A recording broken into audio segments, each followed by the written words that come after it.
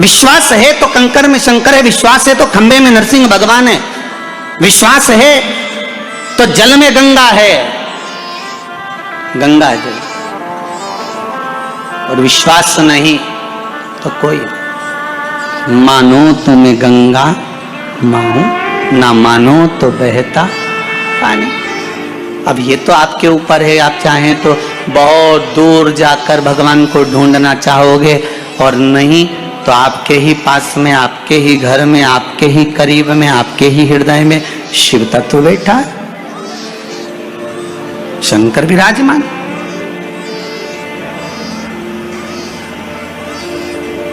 आप उसको ढूंढो। अब माता अहिल्याबाई की माता सुशीला शिंदे जी ने कहा गर्भ नहीं ठहरा है, बच्चे ने। श्री मनकोजी शिंदे ने कहा क्यों चिंता करती है, काय का टेंशन, काय की चिंता। मेरा उघड़दानी, मेरा भोलेनाथ कभी खाली नहीं छोड़ता। सब शिव महापुराण की कथा कहती है, आप अगर विश्वास रखे हो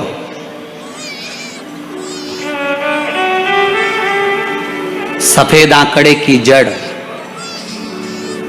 जिस नारी का संतान नहीं हो, गर्भ नहीं ठहरा हो, सफेद आंकड़े की जड़, जिस देव अधिदेव महादेव की कथा जिस तुम्बरुका जी ने श्रवण कराई है, शंकर भगवान जिनके सामने बैठकर शिव पुराण की कथा सुन रहे हैं, उन तुमरुका जी का नाम लेकर शिवलिंग पे से 21 बार घुमाकर मंदिर में ही कमर पर 7वें दिन रजस्वला धर्म के जो बांध लेता है, और एक पीपल का पत्ता अवधूतेश्वर महादेव का नाम लेकर शंकर पर चढ़ाकर उसको गाय के दूध में उकाल कर रात्रि को दोनों पति पत्नी अगर पीकर सोते हैं, 3 महीने में भगवान भोलेनाथ उसकी गोद भर देते हैं। ये शिव तत्व।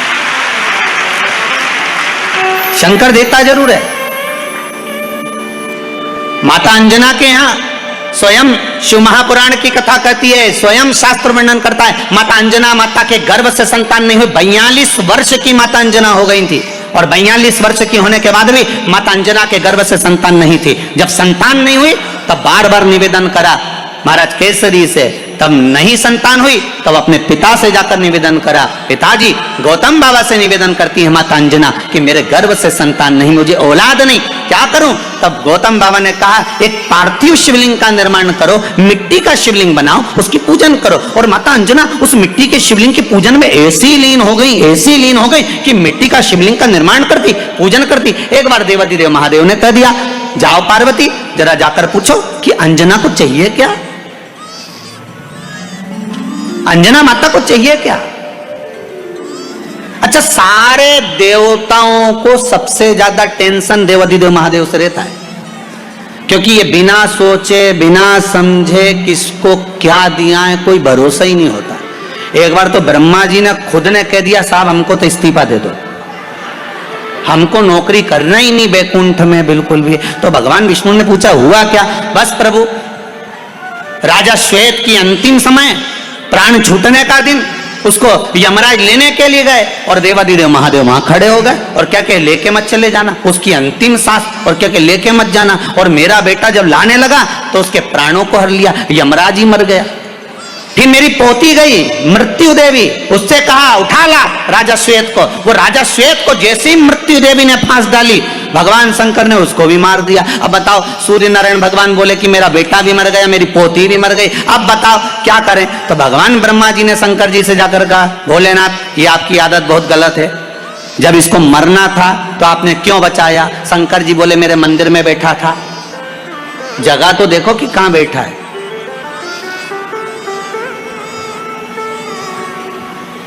ब्रह्मा जी ने भगवान विष्णु से कहा हमको ये काम नहीं करना, आप तो हमारा इस्तीफा स्वीकार करो। भगवान विष्णु ने शंकर जी से कहा भोलेनाथ जी अब इनके बेटे को, सूर्य नारायण के पुत्र को और पोती को जीवित करो। शंकर भगवान करे एक शर्त पर जीवित करूंगा, जहां मेरा भजन हो रहा हो, जहां मेरी कथा हो रही हो, अगर कोई महामृत्युंजय मंत्र का जाप कर रहा हो, श्री शिवाय नमस्तुभ्यम जप रहा हो, शंकर का पंचाक्षर मंत्र नमः शिवाय जप रहा हो, शंकर जी कहते हैं उस समय पर मृत्यु उसको ना घेरे। तो इतने में सूर्य नारायण भगवान कहते हैं शपथ लेता हूं, संकल्प लेता हूं, जहां आपका नाम होगा, अगर पृथ्वी पर कोई मरने का भी समय आ गया तो पहले आपसे पूछा जाएगा उठा ले, तुम बोलोगे तो बात दूसरी है। शंकर जी बोले हम बताएंगे तो उठाना, हम बोल दें अगर ये शंकर जी का नाम जप रही है और पड़ोसन नहीं जप रही है तो हम इशारा कर देंगे बाजू वाली को उठा ले, तुम टेंशन मत लेना। क्या केवल सुबह का समय, शाम का समय मंदिर जाने का होता है? इसके सिवाय हम मंदिर नहीं जा सकते?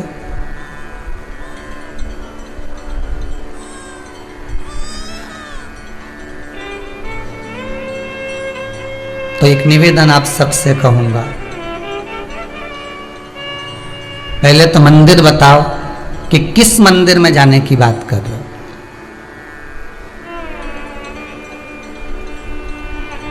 आप कौन से देवता के मंदिर में जाने की बात कर रहे हो?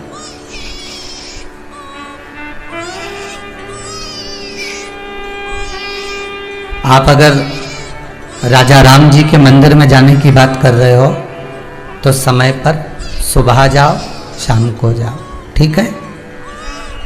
आप अगर भगवान कृष्ण के मंदिर में जाने की बात कर रहे हो तो सुबह जाओ, शाम को जाओ, जो समय लिखा है उस समय पहुंचो। आप दत्त भगवान के मंदिर में जाने की बात कर रहे हो तो सुबह जाओ, शाम को जाओ। आप गणेश जी के मंदिर में जाने की बात कर रहे हो तो सुबह जाओ, शाम को जाओ, मना नहीं। आप जितने भी देवता हैं, बहुत ध्यान से सुनिएगा, आस्था चैनल के जितने श्रोता भाई बहन कथा सुन रहे हैं बहुत ध्यान से सुनिएगा महाराज, बहुत अच्छी कथा, बहुत सुंदर प्रश्न है कि मंदिर क्या हम सवेरे और शाम को ही जा सकते हैं? तो आपसे निवेदन है, जिस बेटे ने ये प्रश्न करा है, आजकल के जो नवयुवक बच्चे हैं बहुत अच्छे प्रश्न करते हैं, ऐसा नहीं है, अगर सही उनको जवाब मिलना भी चाहिए।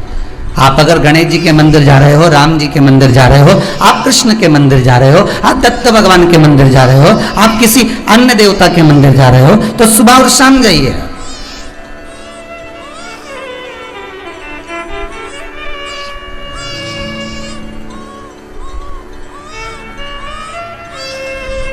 पर यदि आप शंकर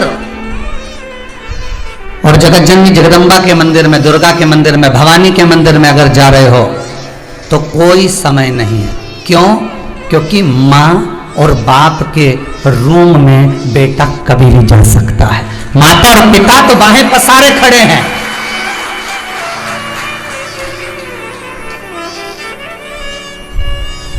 मेरे राम अयोध्या के राजा हैं।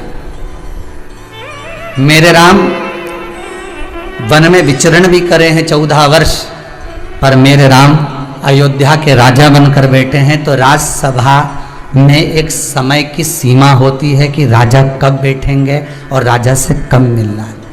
मेरे भगवान द्वारका के राजा हैं कृष्ण, ब्रज के राजा हैं मेरे बिहारी जी, मेरे राधा रमन लाल जी।